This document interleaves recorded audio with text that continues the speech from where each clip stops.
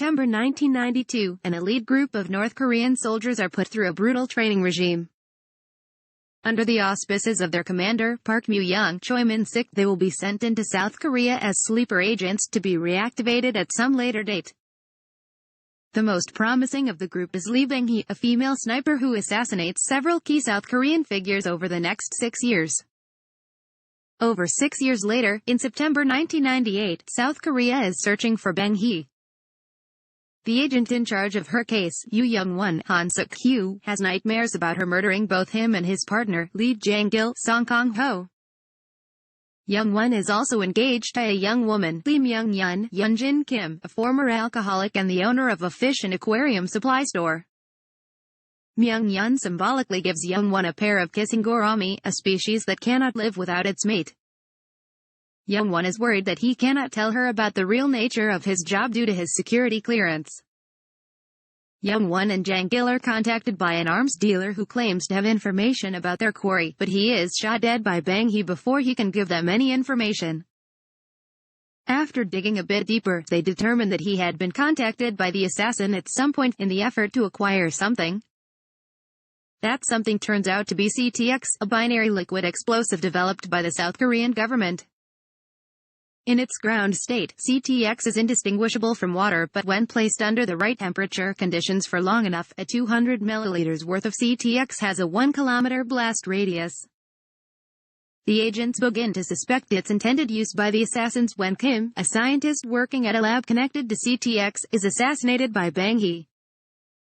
Yoo-young and his agents ambush a military convoy with several liters of CTX, killing all the soldiers and making off with the dangerous liquid before the agents could arrive in time to warn them. Young-won and Jang-gil suspect a leak, as they are always one step too slow. Bang-hee is ordered to eliminate the kissing gourami obstacle. Young-won meets with Police Chief Ho to borrow outside forces, but Ho accidentally stands in the path of a bullet fired by Bang-hee's sniper rifle. Yoo-young calls Young-won and issues an ultimatum. He has concealed several CTX bombs around Seoul, and will give him just enough time to find each one before setting them off. He also mockingly mentions Young-won's fiancée. It is revealed that Yoo-young and Young-won have a history. Yoo-young once hijacked a civilian airliner and killed many civilians, but managed to escape by disguising himself as a wounded member of the flight crew. The first of the CTX bombs is found on top of a department store, but Yoo-young lied about the time factor. The bomb explodes just as the bomb disposal team discovers its exact location, resulting in dozens of deaths. Young-won takes Myung-yeon to hide out at a hotel and she begins drinking again.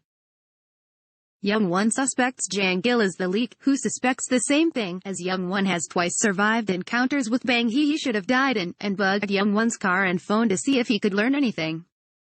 Young-won sets a trap by telling Jang-gil he has new information, which Yoo-young and his fellow agents step into, but the situation quickly escalates into a firefight resulting in police and civilian casualties. Several of the northern agents are killed while others escape. When Yoo-young is cornered, Bang-hee comes in to save him. Young-won, having survived his standoff with Yoo-young and Bang-hee, follows a wounded Bang-hee. He loses her but notices the light to the aquarium turn on and covertly enters, discovering a bleeding Myung-yeon removing her disguise. Young-won walks away, shocked, and conducts a solo investigation into her history with the real, sick Myung-yeon. Yoo-young confronts Bang-hee about her hesitancy and constant failure to kill Young-won, their primary objective. Yoo-young calls NIS demanding millions as well as a plane for an escape at 2 p.m. in return for the remaining CTX. Myung-yeon's identity is confirmed by the agency later when electronic surveillance devices are discovered in fish decorating the NIS's office supplied by her. Jang-gil confronts her in her shop, and is shot by Yoo-young. Young-won suddenly appears with officers, who engage in a firefight with Yoo-young and his agents. Yoo-young and Myung-yeon escape, while a dying Jang-gil hands Myung-yeon soccer match ticket to Young-won, set to start at 2 p.m. The terrorists aim to detonate a CTX bomb directly over the royal box, housing all senior North and South Korean politicians, at a soccer stadium in the midst of an international friendly match played by a North and South Korean team. Young-won attempts to tell NIS of the ruse and the danger in the stadium but is ignored. He defies orders and rushes to the stadium, where Mu Young, Bang Hee, and other terrorists mingle with the crowd. They find a total ban